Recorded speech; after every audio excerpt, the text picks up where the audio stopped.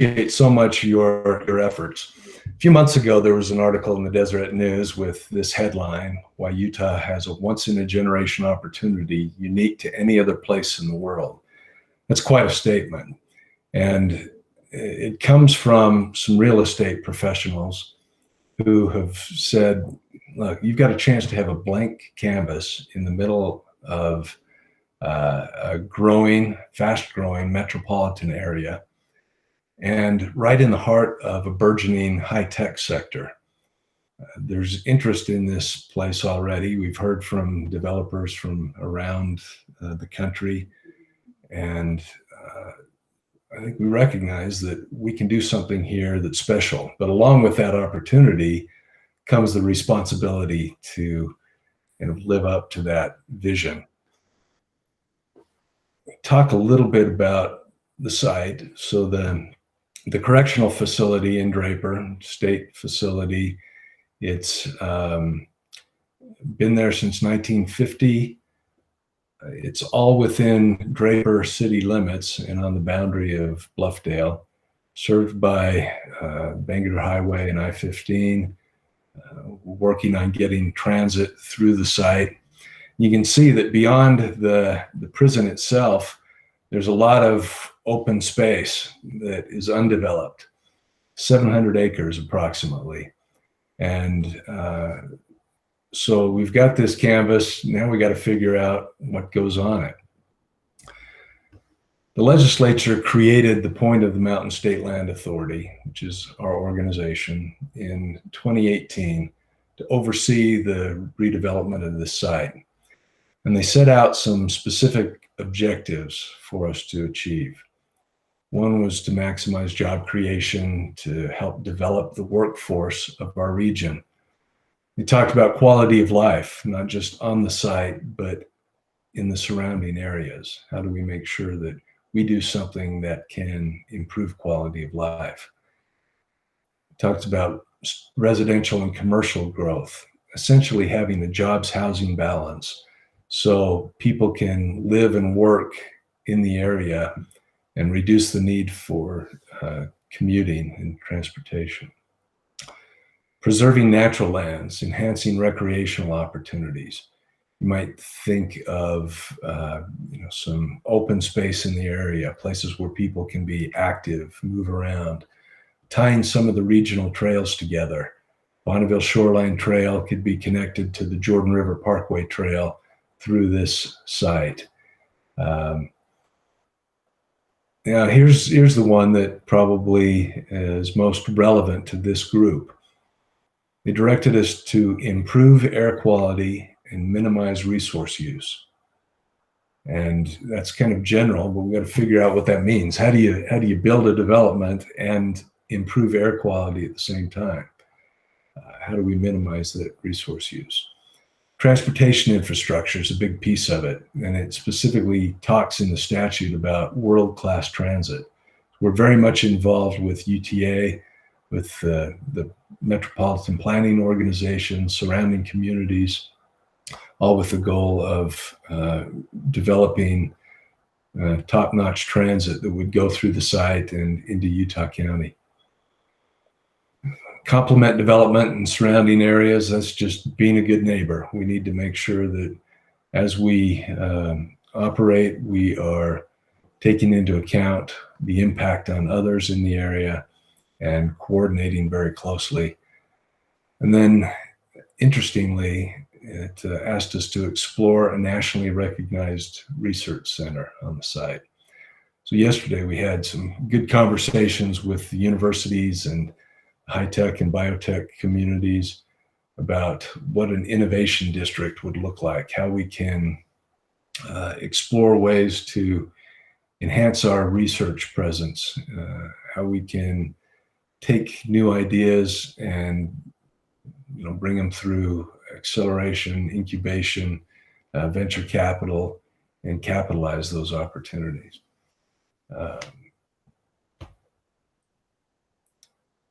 The legislation created a board that oversees our operations and is charged with making the important decisions for the future of this site. The two co-chairs of this effort are Lieutenant Governor Spencer Cox and Representative Lowry Snow. Representative Snow is from St. George, which raised some eyebrows, but I think it's really important because it emphasizes that this is not a local project. This is a statewide project. We've got responsibility to do things that benefit people throughout the state. The other board members, South Jordan Mayor Don Ramsey, State Senator Jerry Stevenson, Representative Steve Handy, Jim Russell, who is the head of the Division of Facilities and Construction Management for the state of Utah and oversees construction projects for the state. Val Hale, who's the director of the Governor's Office of Economic Development and involved in recruitment. Dave Wolstenhume, who is the Commissioner of Higher Education, emphasizing the importance of education and research at this site and the coordination among the state's universities. Senator Lincoln Fillmore, Mayor Troy Walker from Draper, and April Cooper, who's the president and CEO of Alpine Companies that does real estate work around the country.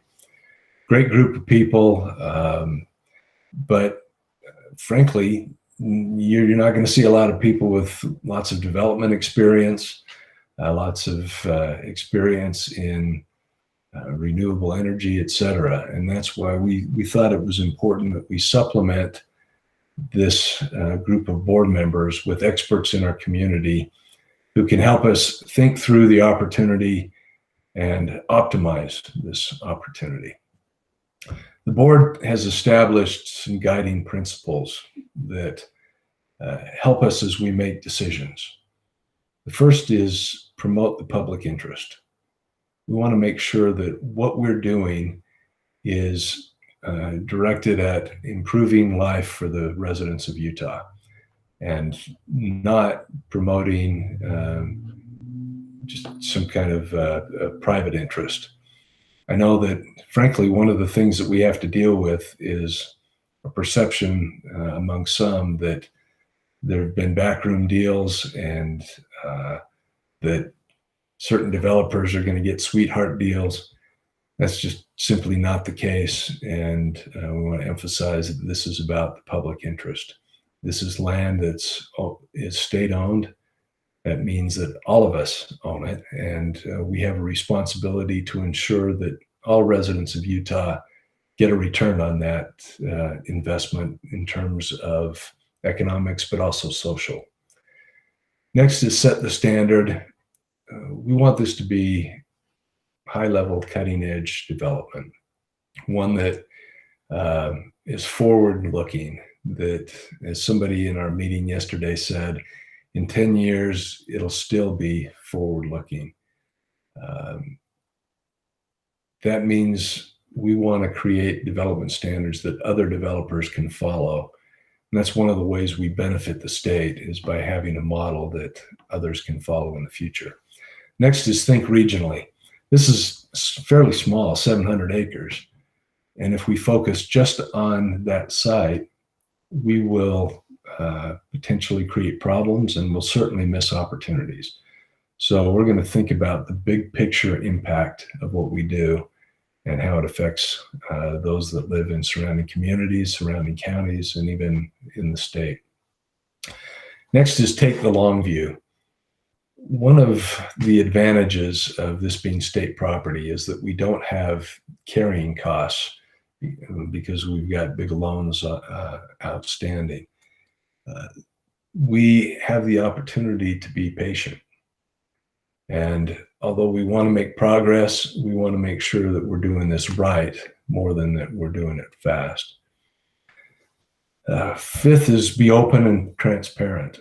Because this is a public project, we want the public to know what's going on and have access to everything we're doing. And I guess that probably a good reminder that this meeting is being recorded.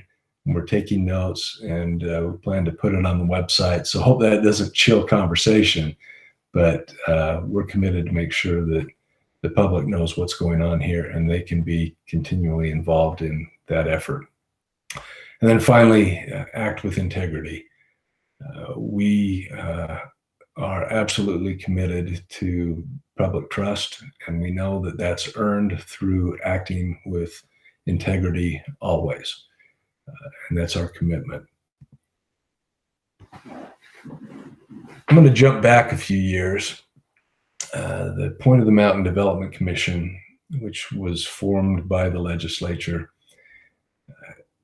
was tasked with creating a vision for the Point of the Mountain area, roughly Sandy to Saratoga Springs. And they involved well over 4,000 people in a number of ways, from online to in-person meetings. Did this over almost a 2-year period. Extensive public involvement. They took public ideas, developed scenarios for how the region can grow, and here how this site with the prison might develop.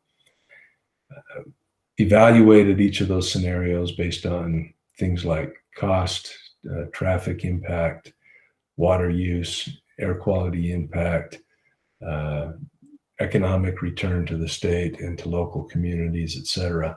And then with that information, the public, again, have selected their preferences and kind of aligned around scenario D and E, which was a little more intense development.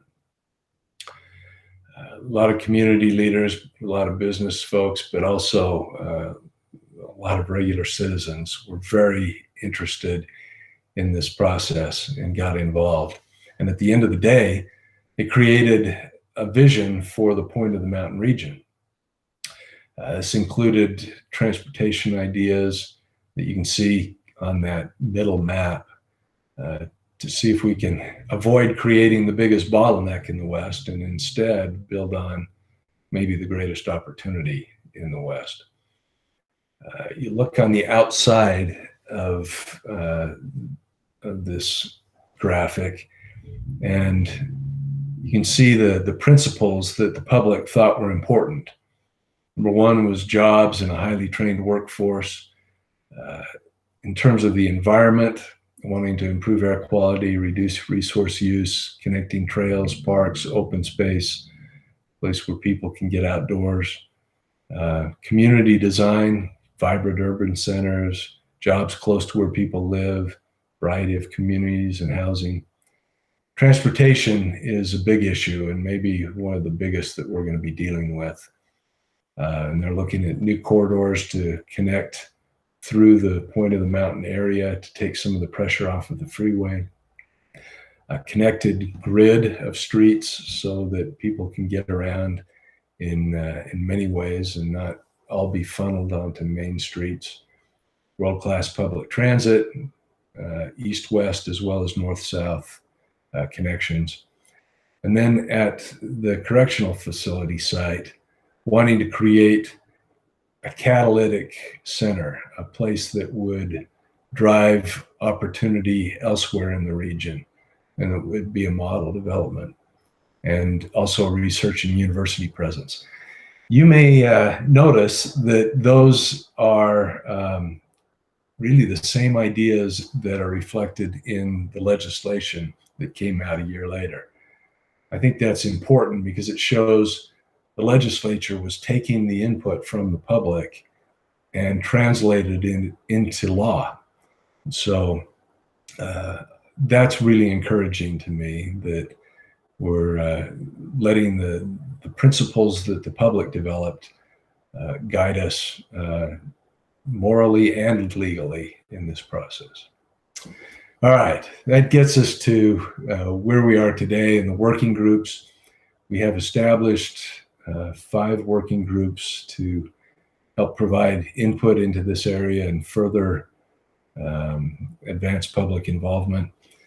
Yesterday, we had our first meetings of the stakeholder group, which is primarily elected officials in the area, the cities, the county, legislators. And they're ensuring that we're aware of what the public concerns are, what their constituents are saying. We also met with the Education, Research, and Innovation Group, which was representatives of universities, the high-tech and biotech communities. Really an interesting discussion. Of course, this group, looking at environment and air quality, mentioned that that's one of the goals of this site, and your input's going to be important in helping us create a sustainable community. Infrastructure and land use, we'll meet with them tomorrow. That's planners from the region, transportation, community planners, and finally economic development, recruitment, and investment, which will help us maximize the economic opportunity here, provide I think revenues to local communities in the state that will allow us to provide education, services, infrastructure throughout the state, as well as bring in good high-paying jobs. One thing that's important as we talk about this economic piece, there was an evaluation done of the vision that came out of that Point of the Mountain Development Commission effort. And they determined that building consistently with that vision would have significant benefits relative to the baseline if we just developed under current plans. For instance, public revenues would increase by 2050 from 12 billion to 19.7 billion. So $5.7 billion more into public coffers that allow us to invest in our communities and our people. That would increase average annual household income throughout the Wasatch Front by $10,000 by 2050. So think about that. Develop this area right, and I'm talking the full Point of the Mountain region, not just the prison side. But that puts $10,000 in every household on the Wasatch Front and beyond. It also reduces travel time relative to the baseline increase pretty significantly. So there are tangible benefits that can come out of this. Let me just talk a little bit about, I've talked about where we've come from. The legislature decided to move the prison. That was for a couple of reasons. One was certainly for the economic opportunity at the site, but as importantly, the Department of Corrections has a task, a mission to prepare the inmates to return to society. And this old prison was not built with that in mind. The new prison is much more designed for rehabilitation, education, preparation for inmates to have productive lives following their incarceration. So the new facility is being built. It's projected to be completed in mid-2022, so about 2 years from now. And we're challenged now with making sure that we can develop the vision for what happens after that. The Point of the Mountain State Land Authority was created by statute in 2018. I was hired about a year ago. We've been doing a lot of foundational work, meeting with key interest groups and individuals, trying to get the appropriation we need. And in fact, in March, at the last legislative session, we finally got an appropriation, which has allowed us to hire legal counsel, Muriel and her team doing communications, RCLCO, which is a nationally recognized real estate advisor firm, brought in engineers who have done work in surveying the site. They've done an environmental review, archaeological, wetlands, historical sites, underground infrastructure, et cetera, and haven't identified any material constraints.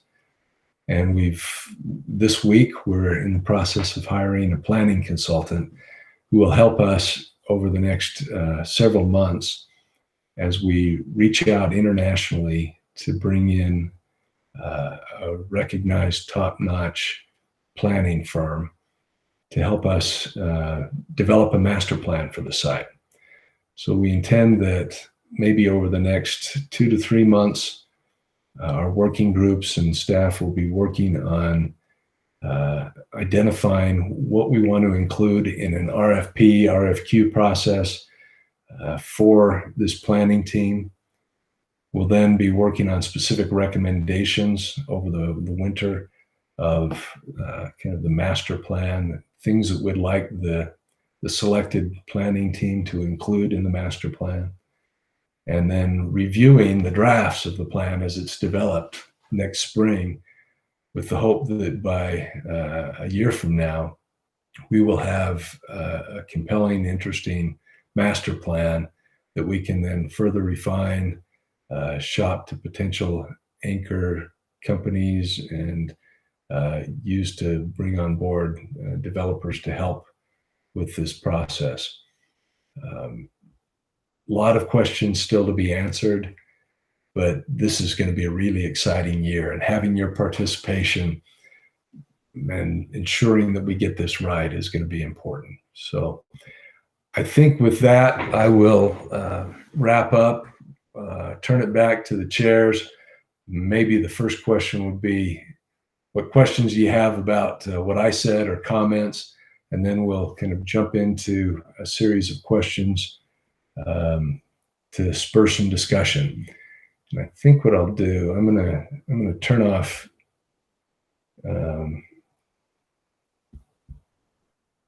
sorry, I'll turn off this link, and then we can see each other. But thank you, Alan.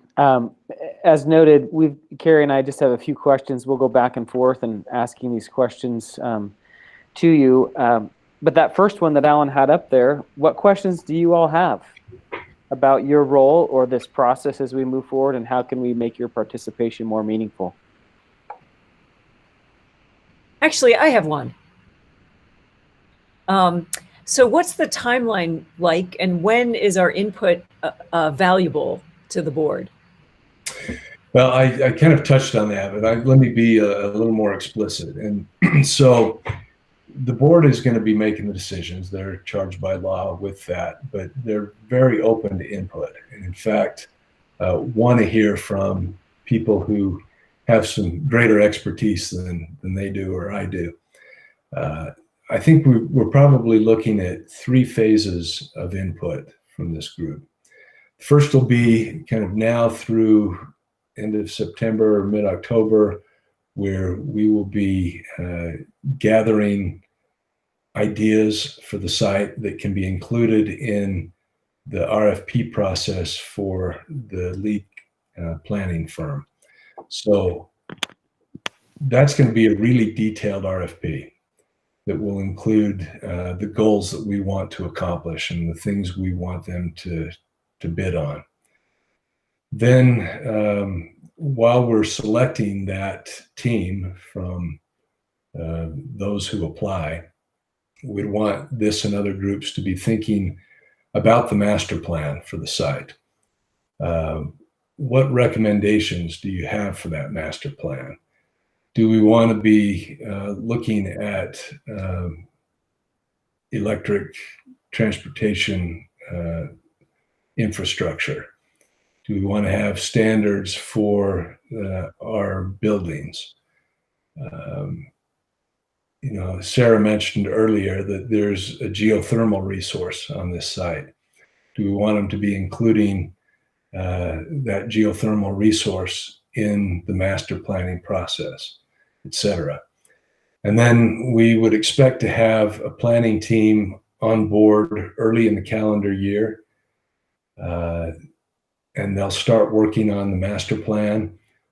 So with the raw materials that these working groups have provided, they'll start developing the master plan kind of the first half of next year.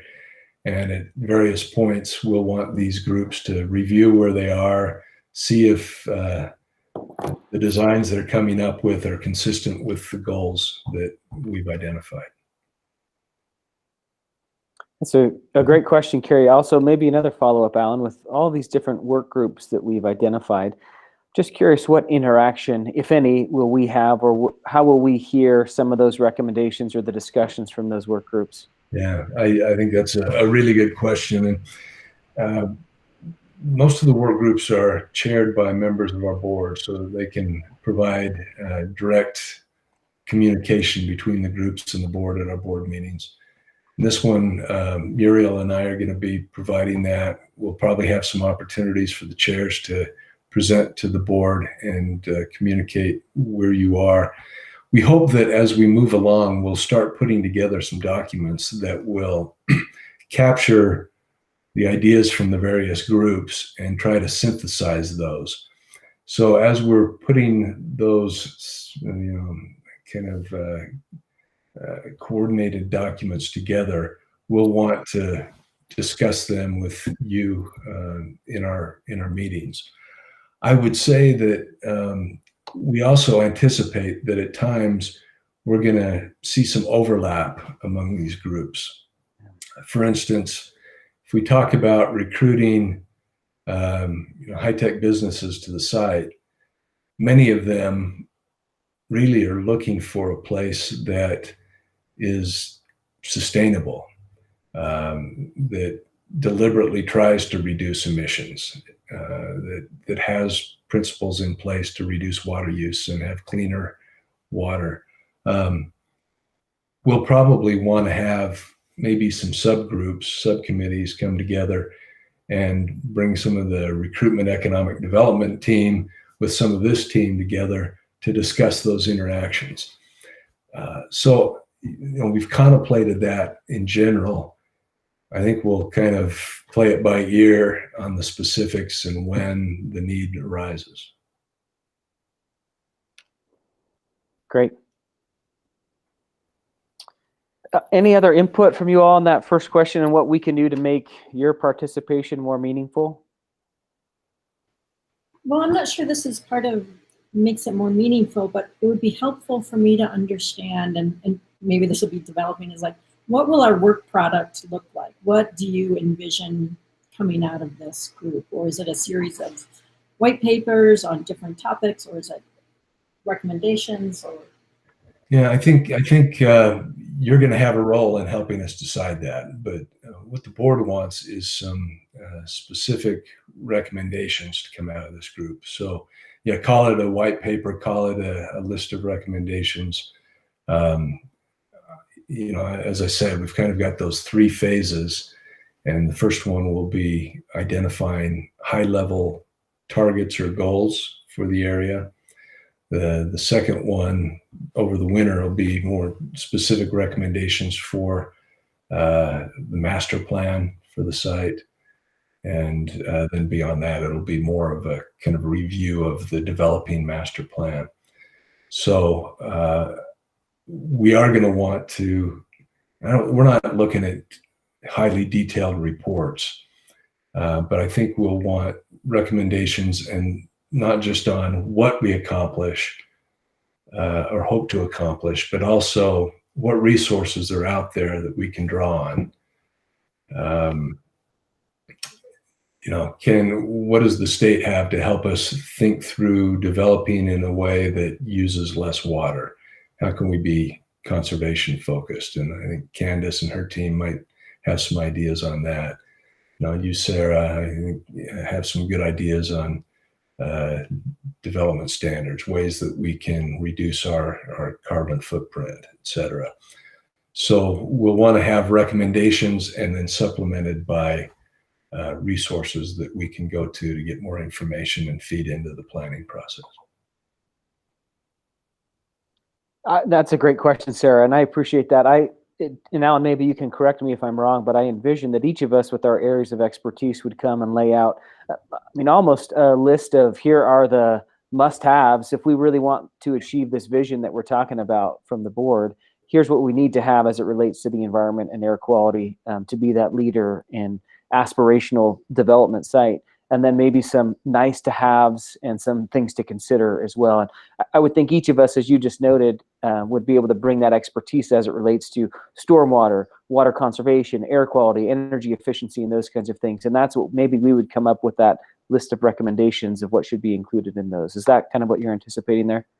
It is. I think that's a good way to describe it. And again, we don't want to be overly prescriptive at this point. Right. You can help us think through what might be most effective. Okay. Great. And then, I guess along those lines, sorry, always happens. oh, please go ahead. Along those lines, are you considering looking at any existing standards, like LEED standards, or are you trying to be more independent of those prescriptive standards? I think we're very much open to looking at existing standards for, like LEED for healthy buildings, the well standards for healthy buildings, those kinds of things. We haven't made that formal decision yet, but I think those are certainly a good place to start. Okay. And building on what John just said, are there other locations that we know of that have done good jobs with these types of development opportunities? We are looking at other areas, mostly looking at them for as models of the innovation districts that we're talking about creating. I know a number of these have sustainability standards associated with them. So our real estate advisors, RCLCO, have identified kind of 5 good models for us to follow in terms of innovation districts.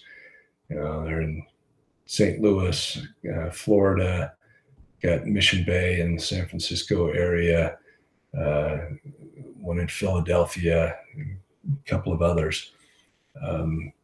One of the things that I think this group could help with is if you are aware of good model developments on the sustainability side that we could learn from, I'd love to start a list of those.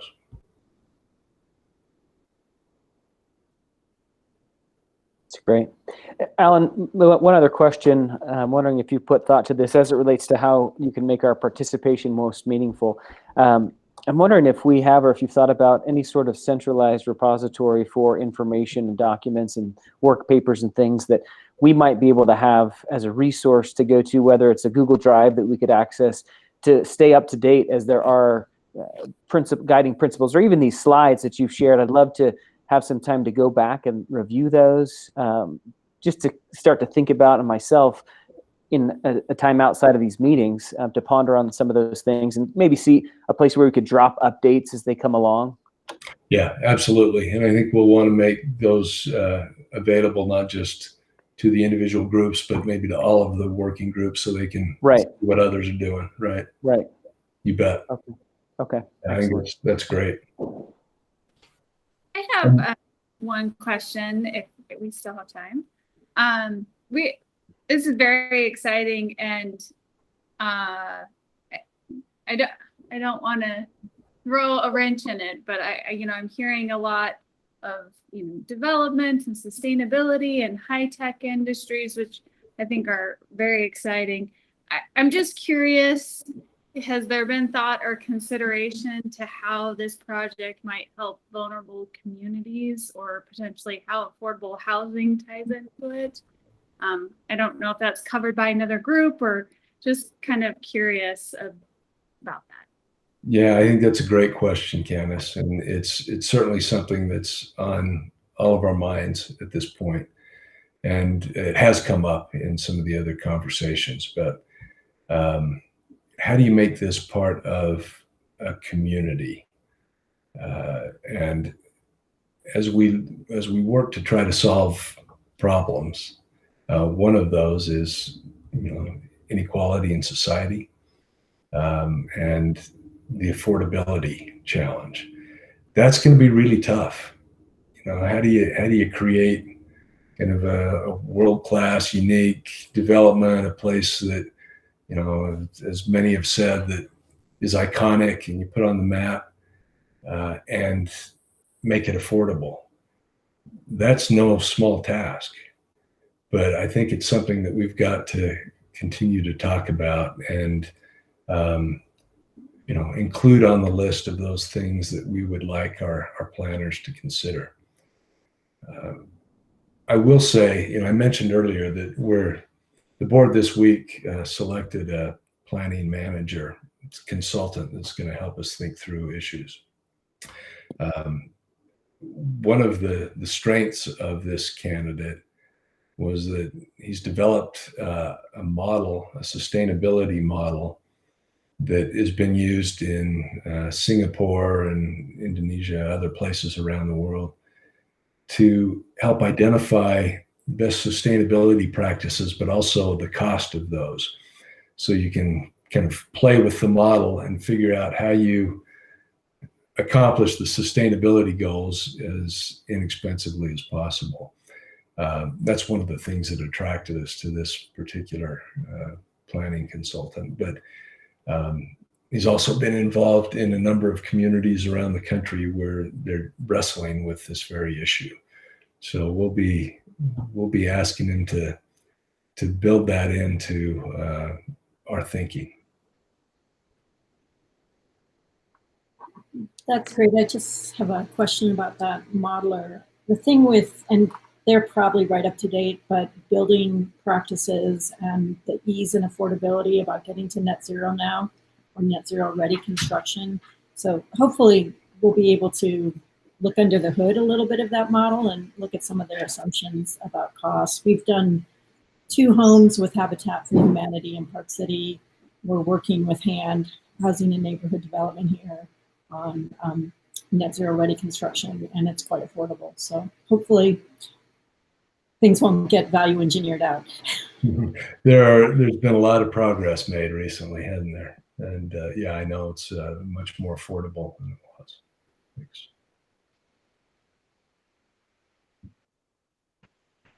Okay, so did we have any more discussions on the roles and how to make ourselves meaningful for Alan or anyone? So then I think we'll jump to our next question, which is a little more open-ended. So what's our initial vision for the site? And then what initial ideas do we have to achieve these broad goals?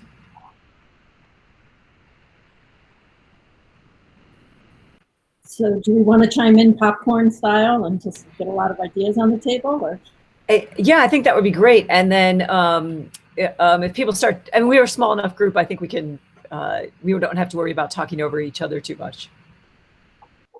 I would say net zero, all construction should be net zero or net zero ready. And just like Daybreak many years ago had a standard for requiring all buildings and homes to be Energy Star or Energy Star Plus, I think that it would be great to have a standard that requires at least net zero ready construction. Sarah, this is Glade. I think that's a good idea. We just went through some of us the Gardner Institute's Utah roadmap process, where we really looked both at greenhouse gas emissions and criteria pollutants for air quality. And there are a few really standout places. We often talk about vehicle emissions sort of being the big piece of the pie, but as folks know, that's actually cleaning up a little bit on the criteria pollutant side of things. And so area sources are becoming a bigger issue. And then there's also this issue of upstream, whether it's upstream for the electric generation side or upstream for the oil and gas sector. Those are 2 really big, both criteria pollutant and greenhouse gas sources for us. So things like building electrification, net zero, and electric vehicles, I think, are going to be really critical to tackle all those things. That's great. I guess I'd add to that the trick is there's only so much of that you can do at the actual site or in that vicinity. Some of that's going to have to be state policy driven.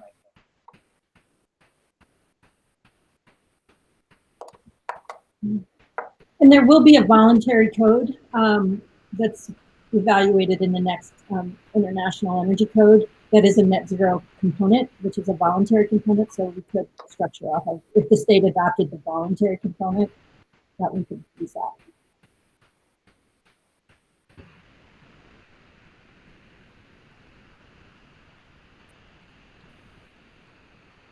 And Sarah talked about buildings. Does anyone want to jump in with any ideas about transportation, which is, I mean, another big piece of the pie?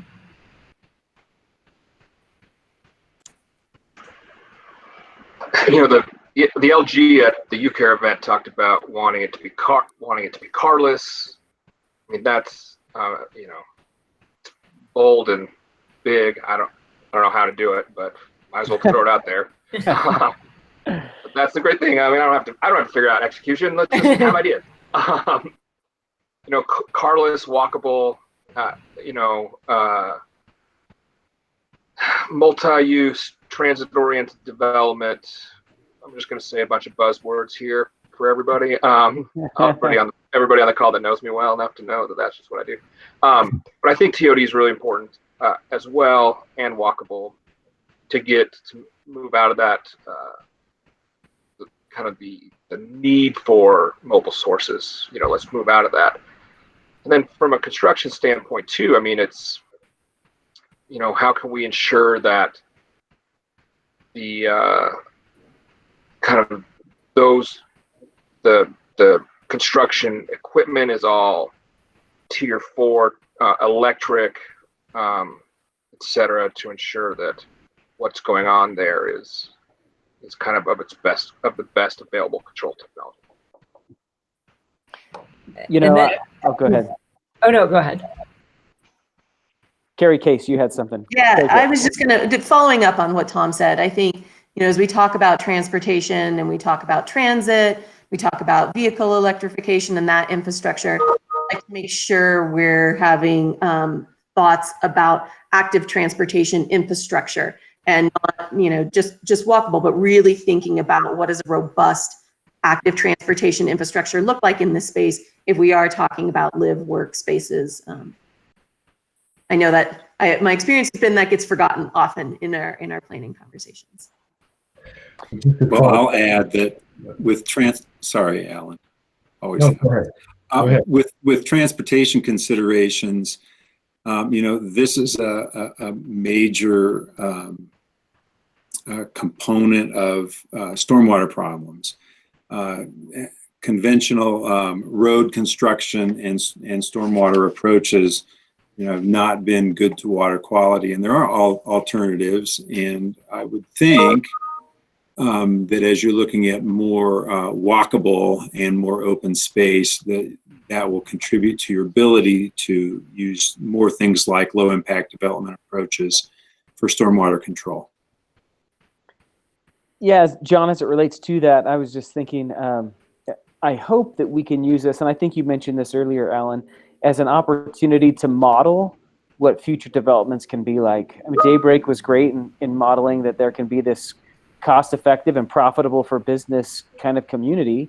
And I hope that we can do this same thing that can be replicated then thereafter. I think we as a state have a great opportunity, as we have with teleworking and other kinds of initiatives, to prove some of these concepts. Like you're saying, John, with low impact development, with net zero, I think really this is our opportunity, is to prove out some of those concepts and show that they can be done and be beneficial for both the environment as well as for business, that it's not that we can work and achieve both of those desired outcomes. So I love hearing these kinds of ideas. Like I think this is exactly what we're hoping to get, is these very kinds of ideas. I think this discussion underscores something that was brought up earlier, which is the overlap between these committees. I think, Alan, there's a land use and infrastructure. I can't remember the exact title of that committee, but clearly with stormwater, with transportation, air quality emissions, those two groups are going to have to work together in some fashion or be plug in somehow. Yeah. And one other idea that I have regarding the buildings and energy and charging infrastructure is controllability of loads. I just sat in on a webinar that Holy Cross Energy in Colorado did. And this was a small development. I think it was 7 Habitat for Humanity homes.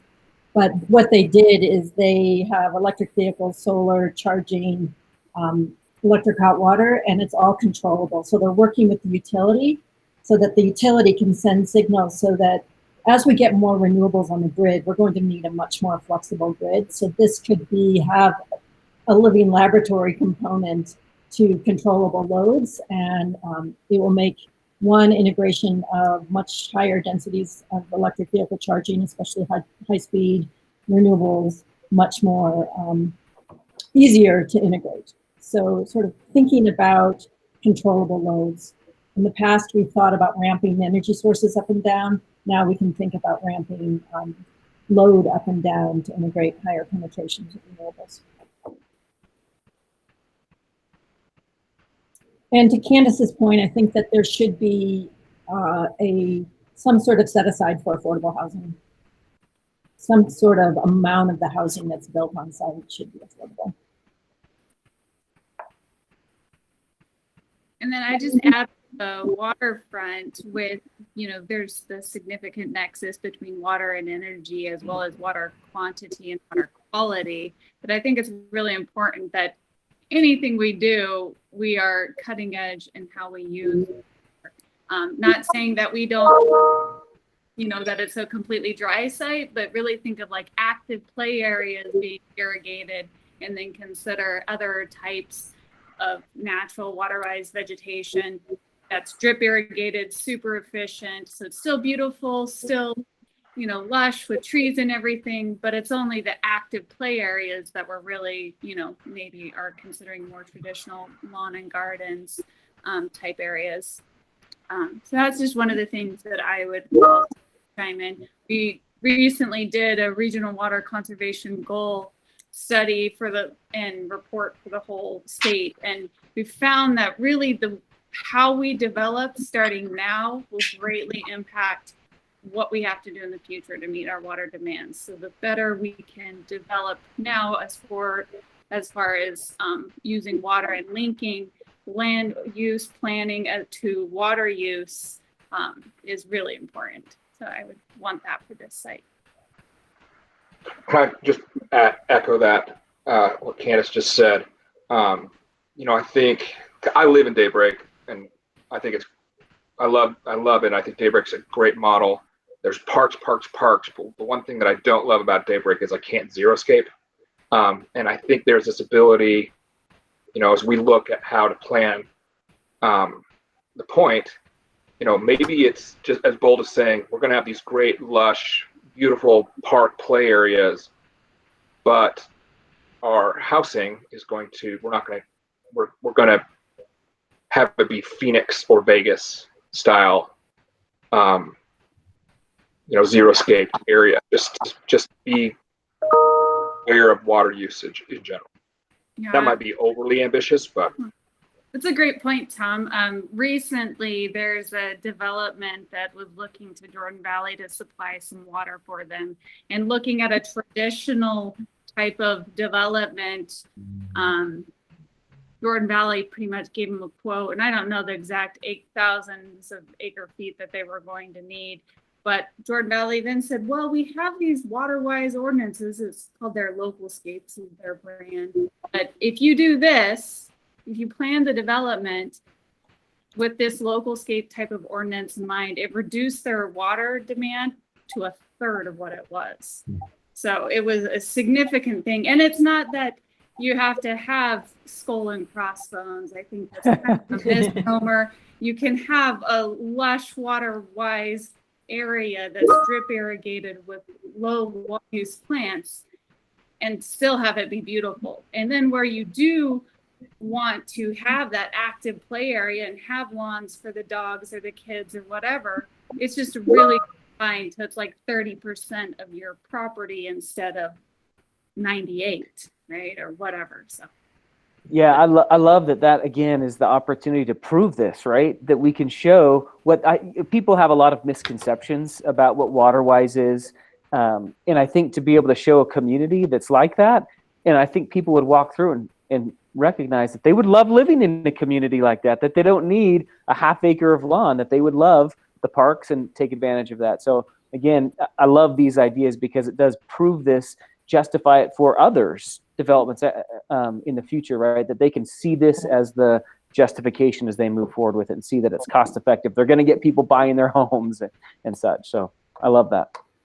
One other thing, and I'll buy it for a while, is I think the education opportunities you have to showcase with this is significant. So whether it's you're doing a low impact development or a stormwater system that, you know, whether it's like a bioswale, that you could have signage that indicates this isn't just what it is. This is a bioswale. It infiltrates water. It does this. You could have signage about the local scape at the garden park or whatever. So I think there's a lot of educational opportunities to showcase and educate people in the public about it. And I love that. I'm sorry, I just keep saying I love all of your ideas. But that it could be a real-time, not static education, but continuous education, right? For the number of gallons saved or whatever it is, that it would become part of the culture of this development, right? That they're constantly aware of the good that's happening. Because I love the education. Here's a swell, here's what it's saving. But if you could have just a net savings that's continually tallying, right? Here's where we're at in this community. I think that's pretty cool and continues to facilitate that ongoing education, not just a one time, but it starts to change the culture and the mindset of people that, yeah, this is something that can be implemented. So another challenge that we could think about for the buildings would be looking at the Living Building Challenge. They have a number of petals that you can use, they call them, from building materials to energy use to occupancy, comfort, and health. But it would be interesting to look at those petals, and Kevin Emerson on our staff is really quite knowledgeable about the Living Building Challenge. I think Utah's first living building is being built in Moab right now, and Architectural Nexus, a local architect, is quite knowledgeable on that. That might be able to provide some information. And then the other thing with this site, as we look at sustainable landscapes and building, it would be really nice if we could figure out how to have resources for design assistance, so that we come to the table. We're asking the developers to do certain things, but if we can come to the table with some sort of resources for design assistance, so there isn't a lot of pushback like, oh, we can't do this. It would be great to have design assistance somehow. That was actually one of the other questions related to one of the other questions that we had, Sarah. It's just looking for cost-effective strategies for all of these and where we can get that information. And I think that's where we're going to need to rely on each of you as the experts in these areas to help us identify those so that we can share them as we're looking at these cost-effective ways to do this. So I would anticipate that as we identify very specific strategies, you can help us find where those resources are so we can kind of pull those together.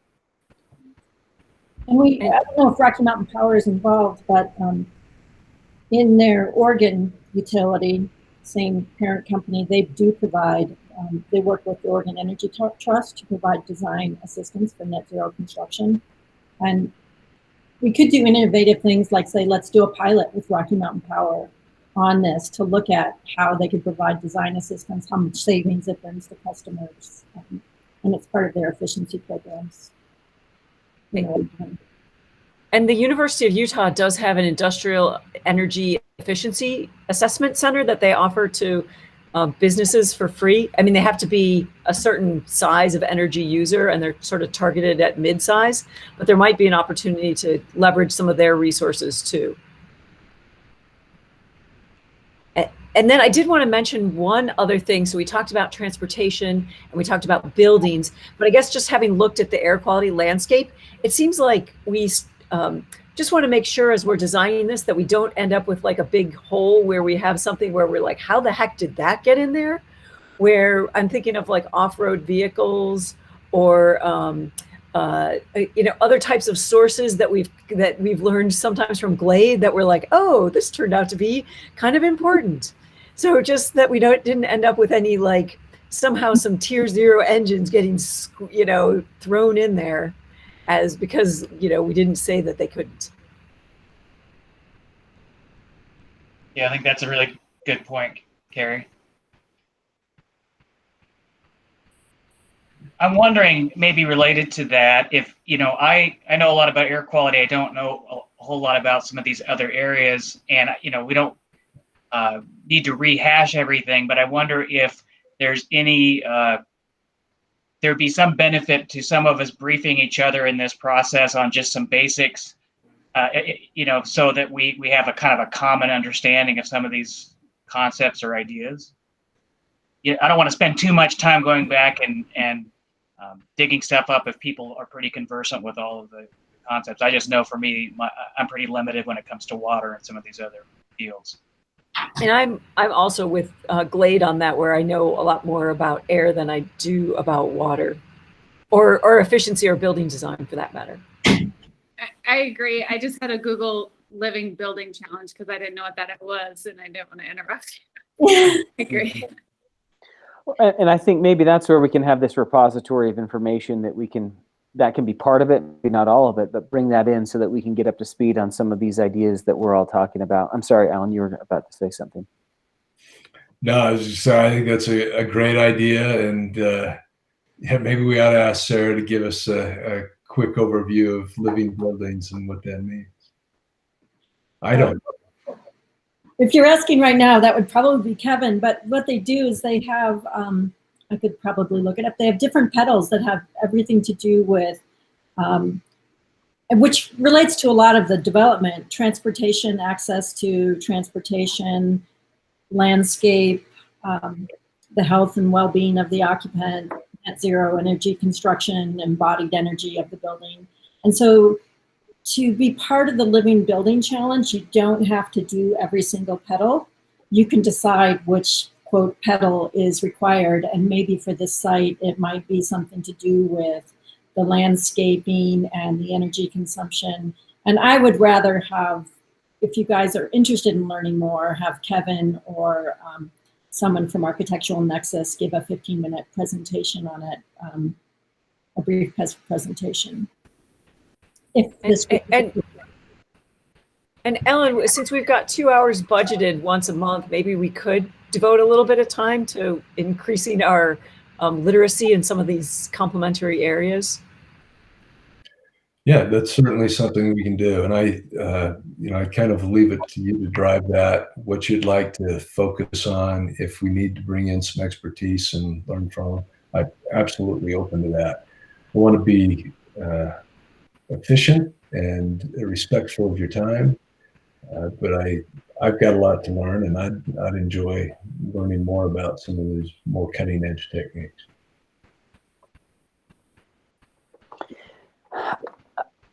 So another question that we've got for this group is, as we move forward, how can we best engage the public in the sustainability efforts for this site at the point?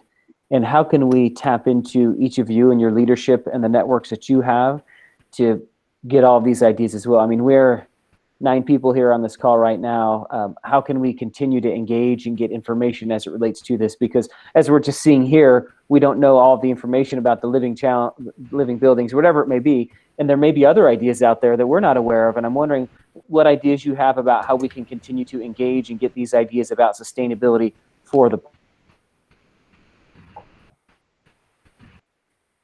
Well, I'll say that Kevin Emerson and our staff is working with a net zero consortium in Utah, which is made up of some architects and builders and, entities that are working on developing net zero construction. I think that it would be very important for at least me to tap into that group and bring back information, or maybe there are some questions that we would want to ask that group and then have them give information back. And then the other thing I think that we can't, as someone who's worked on efficient buildings in Utah for over 20 years, there is probably going to be some pushback. And so I think that we need to plan for that and get some input from some of the naysayers in this field that haven't yet learned how to build in this way. Pushback on environmental and air quality issues? I don't know. Are we living in the same state? Sarah, come on. That's Sarah, great related feedback. to that, as I'm listening to these ideas, before I worked for DEQ, I was with the Energy Office for about 7 years, and so we've been doing this stuff together for a long time. And I can't help but think about how much has changed in the last 22 years in terms of the energy sector and emissions, and also investors, the way they look at these issues, ESG stuff. It's so different. And I think, in Utah, we kind of pride ourselves on being prudent and not getting, too out there on some of these concepts. But I think we're going to have to push ourselves to be really bold in this endeavor, because stuff is moving so quickly. We don't want to get so far ahead that we, go off in a direction where everyone, where we don't ultimately, end up. But I think we need to really challenge ourselves to be bold, and, like you said, anticipate some of these naysayers or whatever it might be, because the landscape is changing so rapidly right now. And if you really want to innovate, we're going to have to think outside the box. Yeah, and I think Daybreak is a really good example. When that started, there were some of the builders that were concerned about being able to build to even Energy Star and Energy Star Plus. And those are the builders that really did well, because they learned to innovate early on. And so. Well, Alan said that the goal from the board is to, in 10 years, still be ahead of the curve, right? Mm-hmm. And so I think, to Sarah's point and Glade's point, we have to push the market, and I think the market's with us on some of this, to just be like, we're going to be bold here. And this is the once in a generation opportunity to really be ahead of everything and to keep thinking ahead. And that's, I think, the exciting part of this project. That's great. And we're not telling the state they have to do this. We're telling people that develop on this piece of property that if they want to develop, they need to follow those guidelines. I guess that's how I'm understanding it. Is that right? And Carrie? I think one thing we're trying to decide what the role of the state is, and our consultants are looking at that.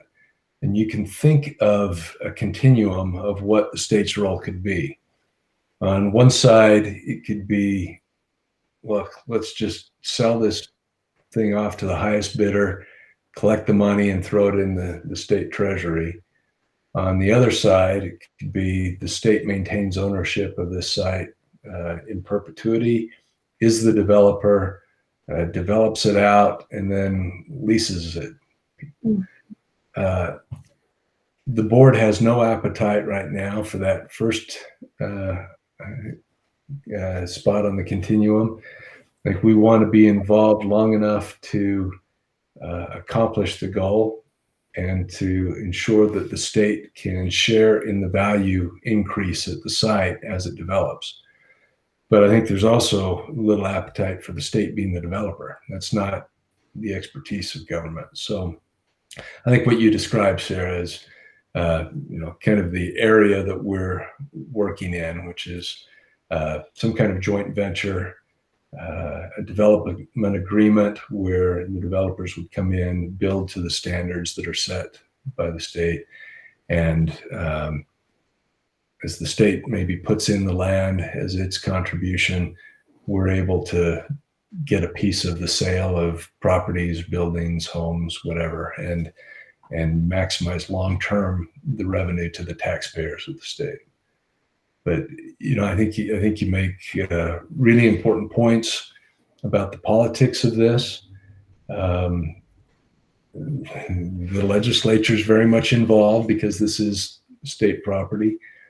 I think that the market and what's happening in the market, and as our high-tech sector at Silicon Slopes gets involved and says, if you want to attract the top firms in the world, this is what they're looking for. If we really want this to be a model for future development, that means we're going to have to push the envelope a little bit. So while we want this to be rooted in market reality, we want an accurate view of market reality. In other words, recognizing that the economics are changing, both in terms of recruitment and in terms of cost for some of these strategies. They're going down. It's much more viable than it may have been at some point in the past. So.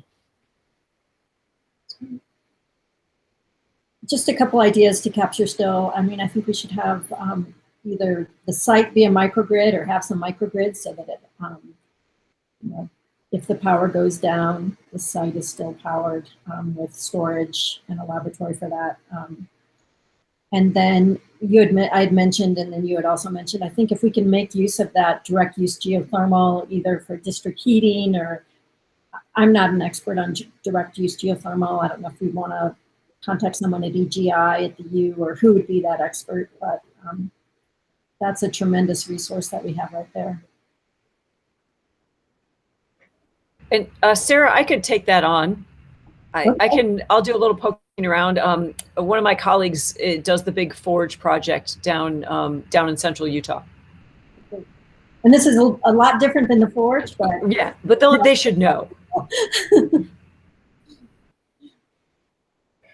Yeah, my understanding is that it's a good geothermal resource. It's being used at the prison, probably not big enough to power the entire site, but certainly could supplement the power. Yeah, and not generally for generating power, but for generating heat, and then maybe using it. Yeah, you might be able to get cooling from it too. Sometimes reverse that too. I don't know how. I'm not an engineer. But, well, if I can throw into the mix, you know, within, I think, your boundaries, Alan, there are 2 wastewater treatment districts, one of which produces reuse at type 1, which is the better quality reuse water that we regulate the quality of. That's the plant in Riverton at Bangerter and the freeway, called the Jordan Basin facility. And then there's the Timpanogos facility that's on the north end of the lake in American Fork. They're actually at a decision point right now. They're considering they need to expand, but either expanding at that location or building a second plant that would be north, at least very conceptually. Also a plant similar to the Jordan Basin plant. So there are some potential resources there for type 1 reuse water that has fairly broad applications within your area. Now, reuse is, of course, complicated by a number of things, but since you are kind of a greenfield site, planning to put in a lot of new infrastructure, now is certainly the time to be thinking about the secondary water type uses or reuse applications. Better to get it in the ground now than once everything else is in the ground first. Great thought. Yeah.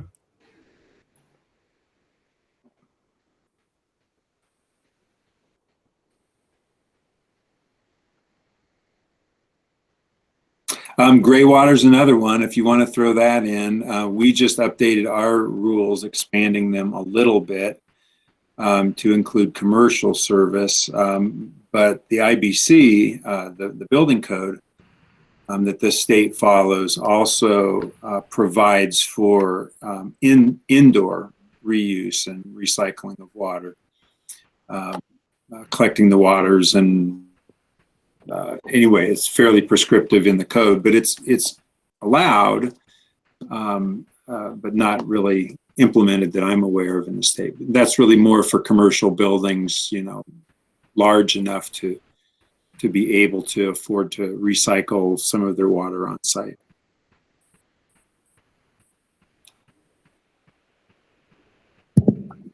I would echo what John said, and something that Sarah's hinting at, that as much as we can really focus on infrastructure related things that need to happen, I'm thinking Living Building Challenge, I'm thinking about wastewater and stormwater conversations.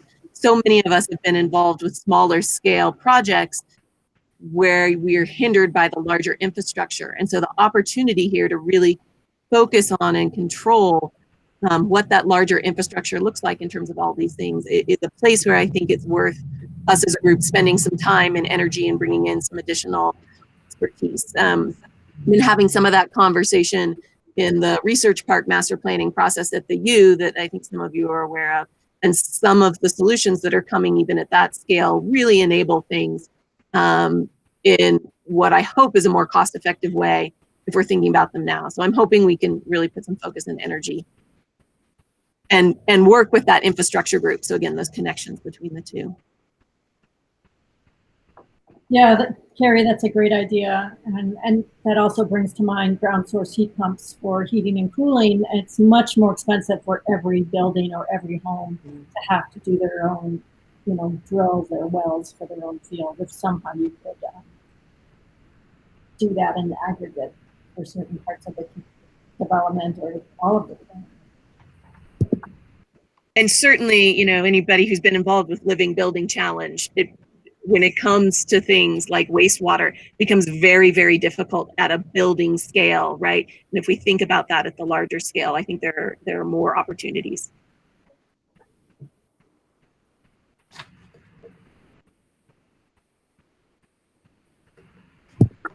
I would also say, back to that question about public input and public participation, I'd love to hear what Alan has to say about this. I mean, what's already planned, what's happening with other groups. This is so much of the work that you have done. I would love to hear what's planned for other groups or what ideas have already been floated. Yeah, no, it's a great question. And we recognize that, as I said before, this is a public project and needs some public input. We've got different ideas coming from the board. I think first thing I'd say is that there's already been extensive public input on this. Thousands of people have weighed in detail, but we recognize that's not the end of it. So in terms of getting further input, we've been working with Muriel and her team at X Factor. We're just going to have a website that's going to come out in the next couple of weeks. Picked the logo this week. So we're going to start a lot more public outreach. There are going to be opportunities for online involvement. We'll be reaching out in presentations. We'll be doing some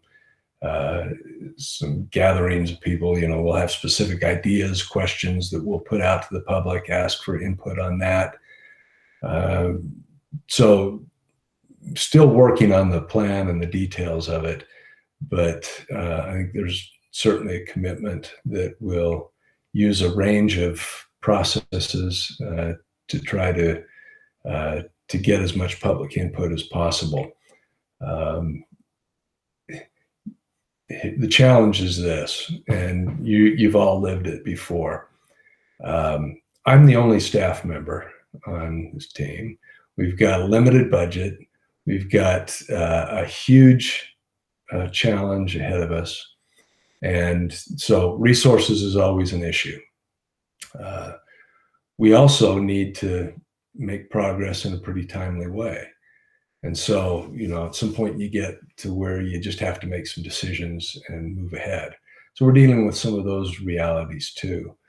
But conceptually, we know we're going to be better off if we have good public input, if we build support among the community, if we don't create a situation where we've got protesters out and lawsuits, et cetera.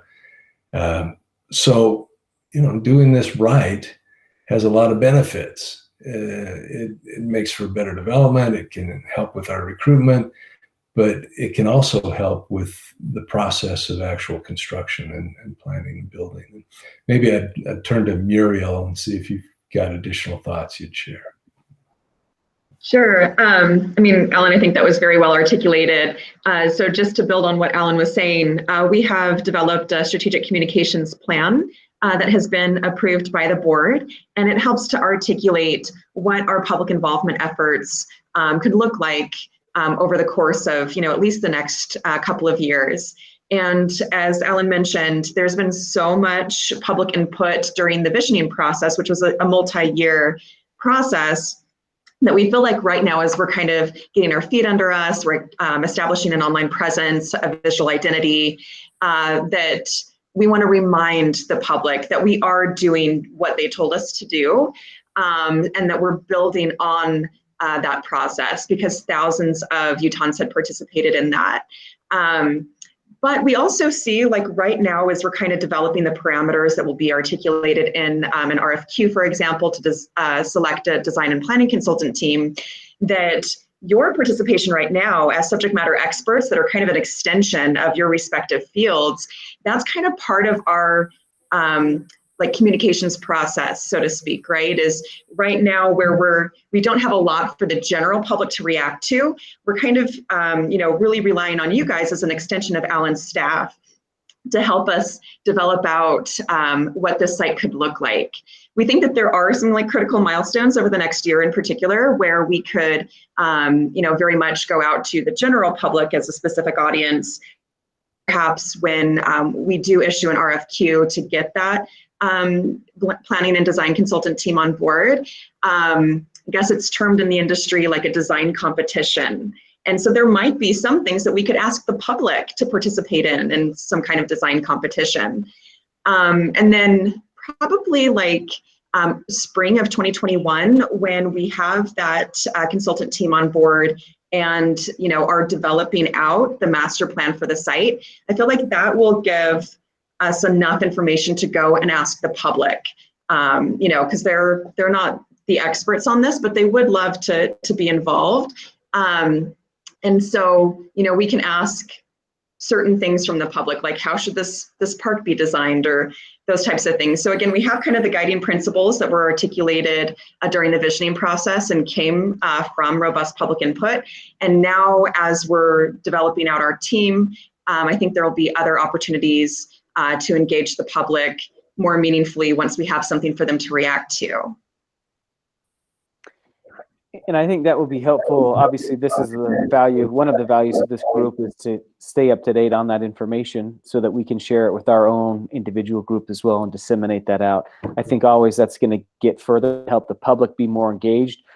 They may not all hear it from the point or from you all, but if we can use all of our networks and continue to keep this at the front of mind, I think that will be helpful to help the public continue to feel engaged and then to also benefit from the advances at this great site and what we see from it and to see that it's actually a doable solution for the future. So I love that, hearing that the plan that's in place, that's very helpful.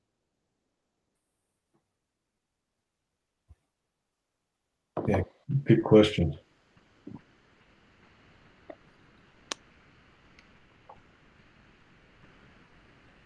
And so we've had a lot of really great and bold ideas. I think the question I have maybe for Alan is how do we sort of begin to craft this into recommendations for the board? Yeah, and that's what we're wrestling with next. Here's the challenge again. We've got 5 of these groups throwing recommendations around and trying to balance that with building the team and everything else we're doing. But our plan is to take the input from this, and we've got notes that we're both taking. We've got a recording of this session. We're going to go through and pick out kind of the key raw materials, the ideas, and categorize them a little bit, organize them, and then we'll be working with you in future meetings to kind of narrow the focus, again, identify some of the resources that are available to help us learn more about it and how we can start working toward implementation or at least evaluating the viability of some of these ideas. I would really appreciate any thoughts you have on that question, but also as we look to our next meeting, are there other folks we ought to be bringing in? Is there information in particular that would be helpful to you or that you have that you could share with the broader group? I want to make sure that we're using your time well, and so we're going to do our best to take what we hear, organize it into something that's more actionable, and then get your feedback on a particular document rather than just brainstorming every time. Okay, got you. I think this has been a really helpful conversation, and I think if we could get these slides emailed out to us. It would allow us just to continue to think on, there may be other ideas that we think of tomorrow morning when I'm in the shower. That's my best thinking time. So I think if we have some time just to continue to process, of course, on these, that will help us to bring that back. I think that would be helpful for me at least. What else do the rest of you see as needs that we have so we can continue to refine and in our efforts? I would think I liked your suggestion. I think it was you, Scott, to maybe have some kind of Google Drive where we could put some of these resources for people to look at before the next meeting, and maybe give us all a little bit of homework assignment for the next meeting. And then if there are, pardon me? You sound like a professor. I know. I like a homework assignment. But also like Sarah, I'm kind of product and to-do list oriented. So if we sort of have a good idea of what our product should be, it helps me focus my efforts and my thinking.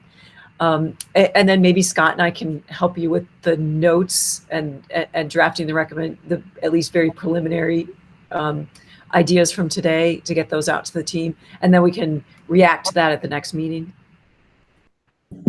I think something that would be helpful for me, sorry, Carrie, talking at the same time, life of Zoom and Google Hangout meetings. One of the things that would be helpful for me would be to, especially as we think about really prioritizing, like Len mentioned, we have limited staff, limited budget. So, although we maybe threw out all the big wants and desires, what are really the priorities that this group can kind of coalesce around?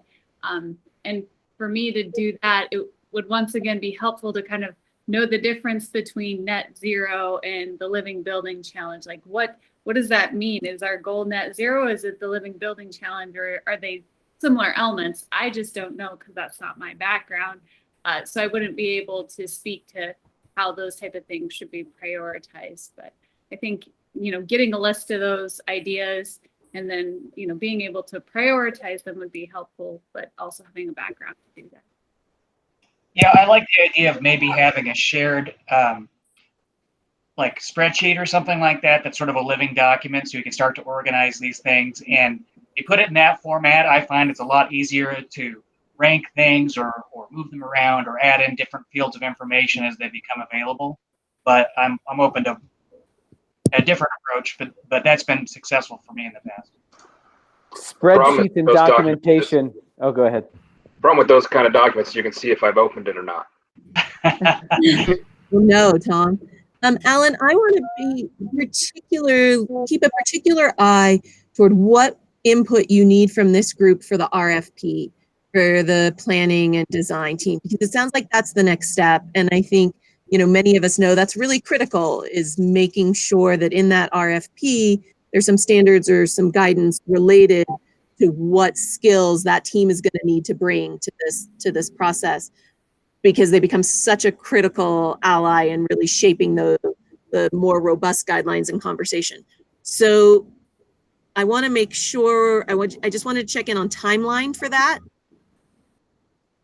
By when you need stuff from us for that RFP and what that looks like, whether that's a set of guiding principles or whether we're trying to figure out some of these specifics, like what does that look like from this group for that? Yeah, and that's kind of the role of this planning manager that we're trying to get on board in the next couple of weeks. As we've talked to the candidates, we've told them that we'd like to get the process started probably in probably mid-September at the latest, so that we have an opportunity for the various teams to think through what they want to accomplish, give us some ideas on, if we do a design competition, and I think we will do some form of that, we'll be asking some of the top firms around the world to give us preliminary designs. And then we'll be taking some of the best ideas from those to give to the winning team. Now, that's going to take a little time. This isn't just throw it out and give people a couple of weeks to respond. We've got to give them significant time to come back with specific ideas, probably have to work out some agreements on the use of the ideas that they generate. So a lot of those details, what I'm going to be working on initially with this new planning consultant who's been through this process before.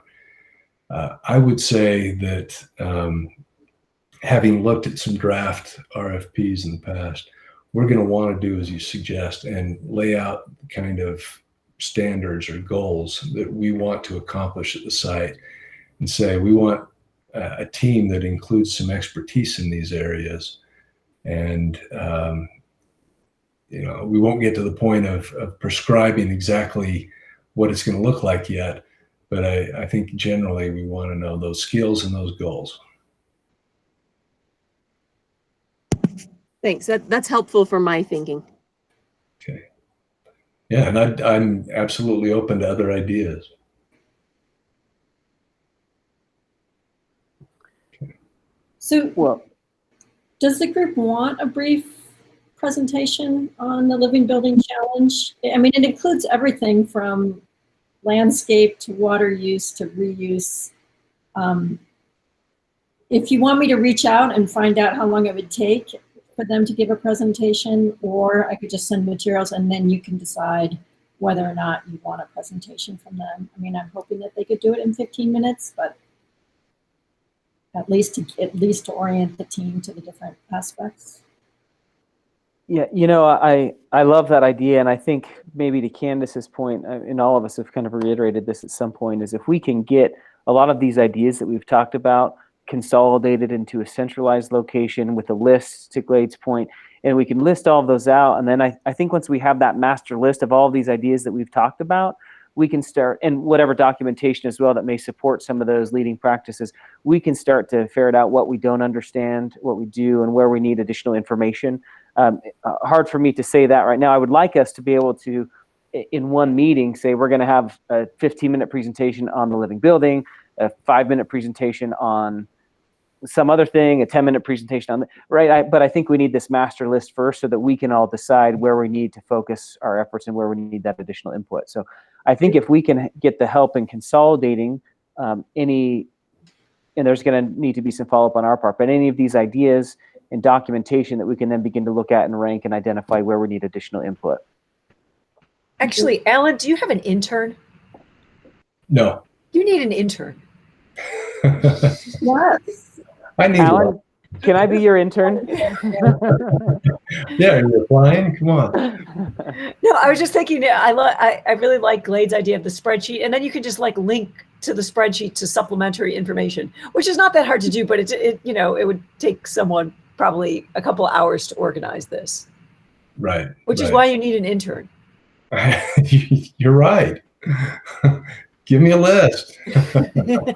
I can work on that. I appreciate that, and that's an idea. I just, as background, again, got our first appropriation in March. Some of that was clawed back in the last special session. I think we've been given some warning that there will be future special sessions that might take some more of that back.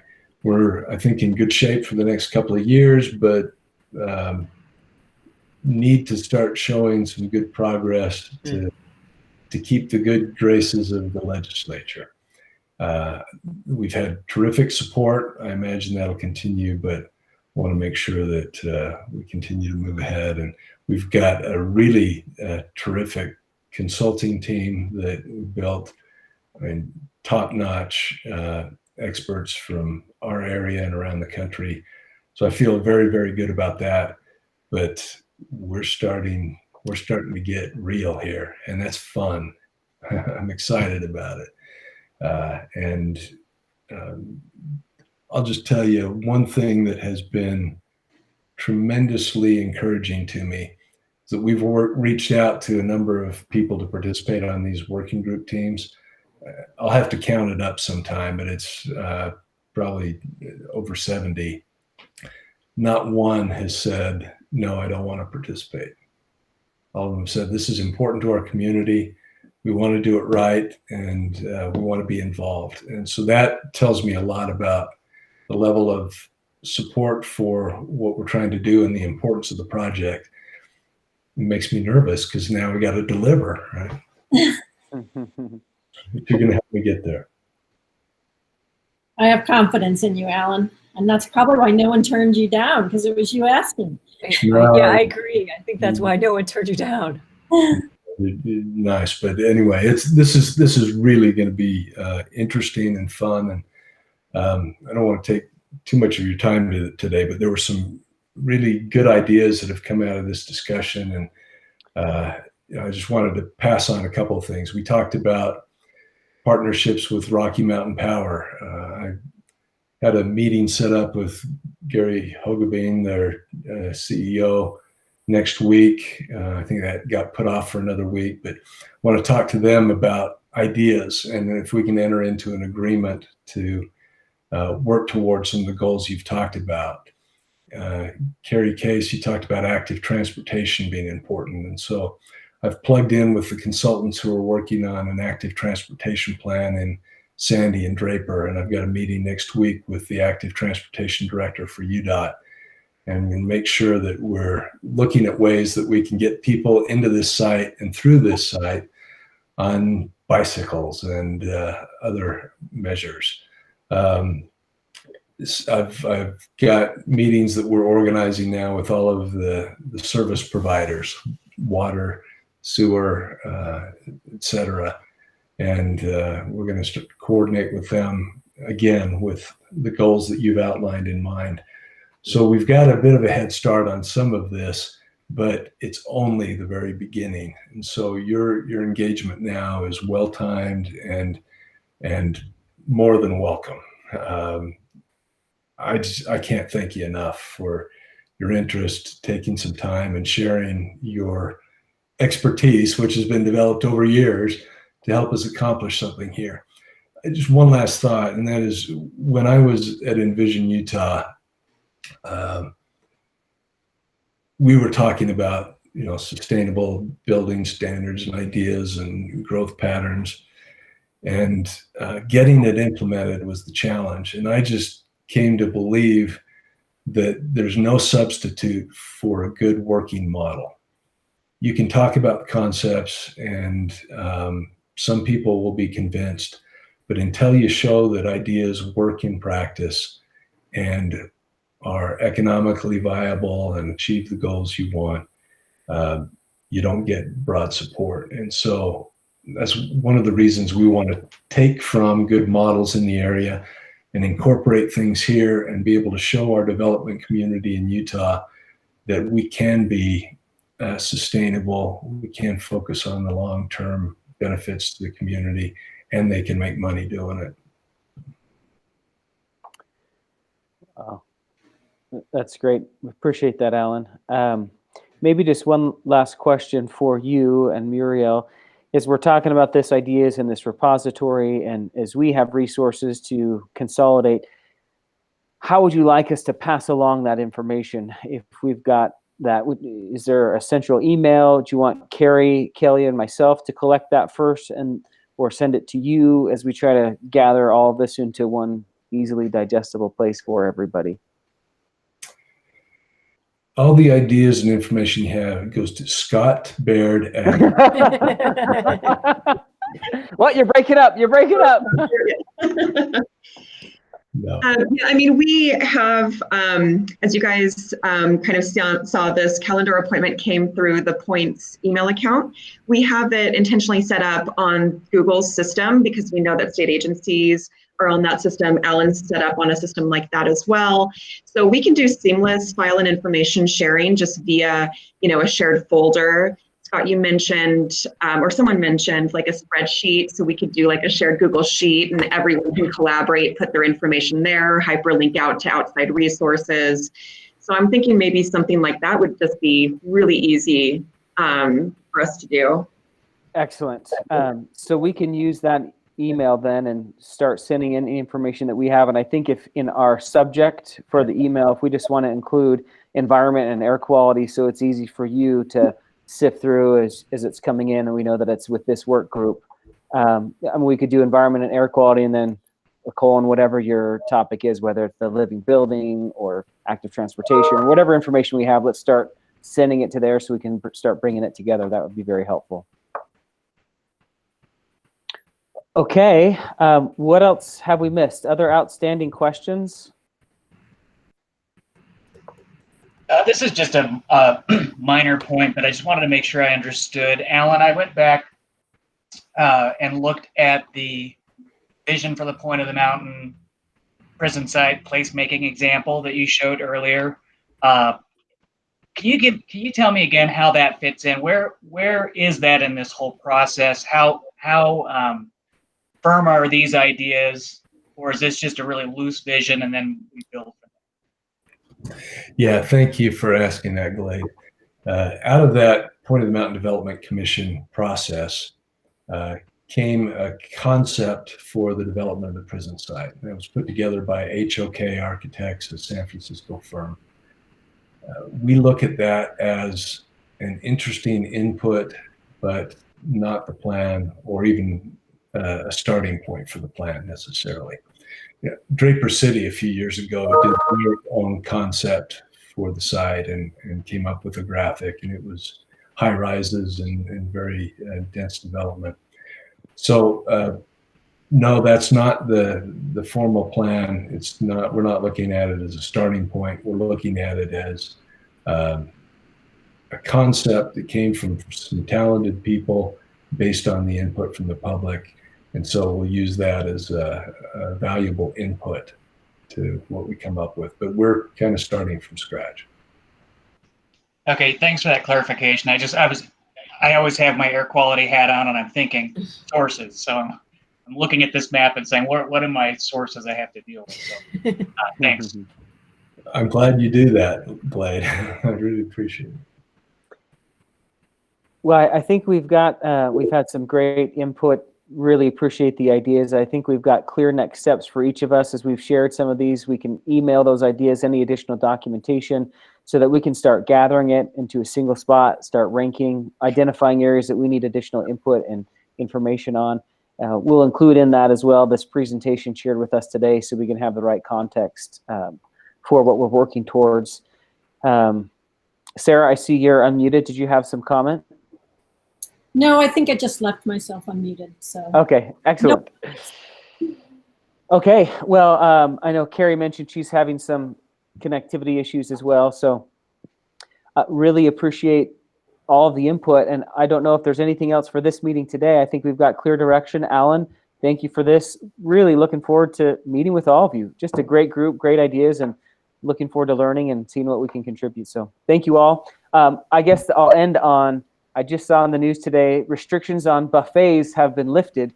So if anybody wants to go and join me for a buffet lunch, I'm kidding. Carrie, anything else you would add?